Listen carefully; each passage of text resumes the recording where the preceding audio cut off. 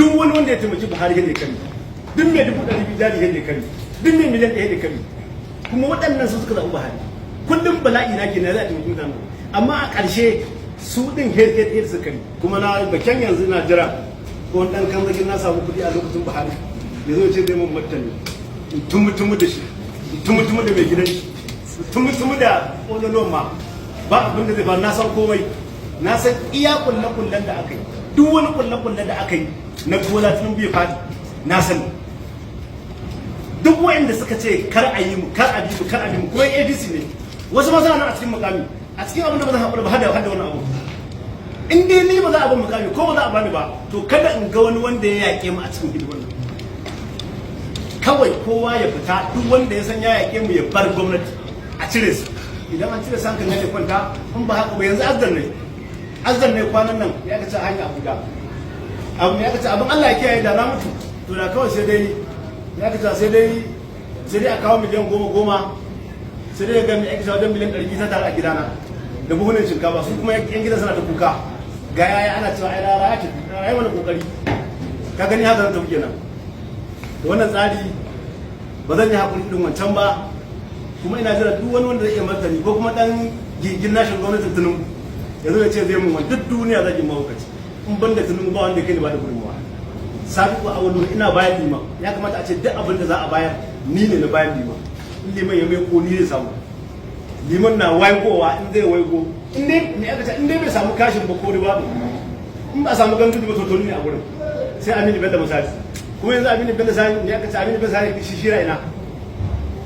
in da gurin Aminu Bello misali lokacin muna wancan lokacin ina kai kwalfin Buhari sai ce in yi hakuri. Don na ce in yi ce in yi hakuri shi mana Abuja zaune, to wani hakuri sai ma ni hakuri. To muna hakuri amma ba hakurin talaka da Buhari ba. Ka san hakurin talaka da Buhari karshe darma ya zuba musu. Bayan ya ce a yi hakuri, a ci gaba da hakuri, a ci gaba da hakuri, sai masu ba shawara suka ce ai ya kamata a ɗauki wani layi ga darma idan an zo talakawa za su narke amma za su mulmuli daga baya. Sai ce a ji a zuba. Ka san mai dalma canjin kuɗi sun kasa fitowa su faɗa ma mutane gaskiya. Buhari sai da ya kashe ƙasar nan sannan ya suke ta. Buhari ya damar da ƙasar nan su fito su faɗa ba wani abu bane. Lokacin da muka mulki hannun PDP mun fito duk an faɗa an ce ƙasar nan yanzu aka ci take. Dalilin da mutane suka dinga Buhari rubutu yanzu ƙasar nan a gargaje take. To me yasa mu yanzu dan koyi mu koma kawai mu dinga nuku ana daga mana kwali, ana daga mana menene. Ciyaman a baya kowa ya san irin gudunmuwar da ka bayar wajen kafar gwamnatin shugaban kasa, tsohon shugaban kasa Muhammadu Buhari. Yanzu kuma kana irin waɗannan kalabai. Hakan yana nufin kayi da na sanin gudunmuwar da ka bayar a wajen tafiya? Na yi. To nesa? Na yi da na sani bangare ɗaya ban yi ba. To ta dalili bangare ɗaya da na sani kyakkyawan zaton da na yi ban yi ƙoƙari na yunkura na biyan da ra'ayin talaka suke ba. Me aka da sauran 'yan midiya sun fito suka dinga trendin Buhari amma ni daga karewa. Kuma da na san abin da ke kasa, ka san an ce kyawun da to da abin da kai bin da shi kana ganin zai iya yi ko kuma mai yiwuwa ne, saboda ka baka da garanti ka ce wannan abin ba mai yiwuwa bane in ka sa shi a gaba. Na biyu inda bai na sani ba, saboda ni na yi tsakani da Ubangiji, na yi Buhari tsakani da Allah, na ɗauki ragamar rayuwa ta iyali na ta yan uwana da ta wa'annan kattun ga sasanin ga ba'ali. Duk bala'in da muka shiga, in kun shiga nan za a kashe in kun shiga nan za a yi kaza, haka muke shiga mu fita. Ba wani a gwamnatin Buhari babu ko Buhari bai kai ni ba shi gudun ba da mutum. Abin da muke magana a nan magana ce da kamar yadda ka faɗa yanzu da na sani ban yi ba saboda na yi dan Allah na farko. Wancan kuma da na sani na kyautar san da na yi ya kamata in shiga wata hanya da ya kamata in gane abin nan da gaske ne kuma da gaske ne. Saboda haka na yi makauniyar soyayya iya gurgudu wanda kuma ta zo ta ma illa mai aka ta ƙasar illa.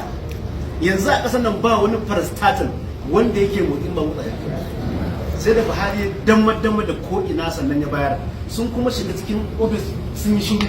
me na ɓoyewa. Lokacin da muka ansa hannun gudunar haka muka fito muka bada ƙasar nan a dagula take a mana haƙuri. Kullum abin da muke cewa ƙasar nan a dagula take yanzu mu isa ba za mu faɗa ba. a fito a faɗa Buhari ya ji bulbula ƙasa ya tafi ya kashe komai kafin tenisi ya kai minti 30 ko awanni. Saboda haka akwai wani wanda ya faɗa mummuna ganin ƙarya yake ya ce wannan ƙasar yanzu ba wanda zai gaji Buhari sai dai gaji mushe. Ga muna ganin shi a kudin adawa ne. Amma sai da muka shiga gwamnatin sannan muka bincika amma abin nan a cikin kowa yake. In Najeriya sun fito yanzu ya kace kwanan arewa aka fito ana cewa ya kace rara ya fito da kwali. Rara ya fito da kwali. An dauki mutane a arewa an yi kaza ne shiru united ko san bisa ne shiru saboda ni ina da shawara da ke dafuwa wannan shawara ce ina so in je in kai ma shugaban kasa ya fito ya gaya ma shi duk wanda zaka jagoranta ka gaya mai gaskiya ya komai so ko da daɗi ko ba daɗi zai iya zama yanzu da na ce a fito a faɗi gaskiya ni ban kyauta ba a fito kawai a faɗa zai yiwu ko ba zai yiwu ba abinda mutane suke tsammani yanzu ba zai yiwu ba duk wata barasta da Buhari ya kashe ta ko kuma gwamnatin ba ta kashe ta sai an motsa take motsi saboda ka dan ma Allah ya taimake mu shi da yazo a shirye yake shi shugaban kasa maganar subsidy ya kuma ta rubuta ya kasa talaka hankali yanzu ya bu kuma motsi subsidy tun kai shugaban kasa Buhari ya tafi cire shi da tunin bai zo in ka je ka bincika budget tun da kai dan jaridu ne za ku iya bincike kafin Buhari ya tafi ba budget ba kudin subsidy a cikin budget shi da yazo cewa ya no more budget shine zai fi shi maimakon ya ce an cire budget kafin zo kaga ya faɗi gaskiya kenan ba shi ya cire ba wanda ya tafi shi ya cire shi sai ya ce no more budget tunda shi ya rike duk bala akan shi ke mu ma dan ba a so mu faɗa din wannan magana da na yi shawara ce zan zo in ce a zo a faɗi gaskiyar nan da ba a dan faɗa ba ana ta lakalaka ana kuma ba zai yiwu ba in ba ka gaya ma wanda ta da shi gaskiya ba da aka can daga kwali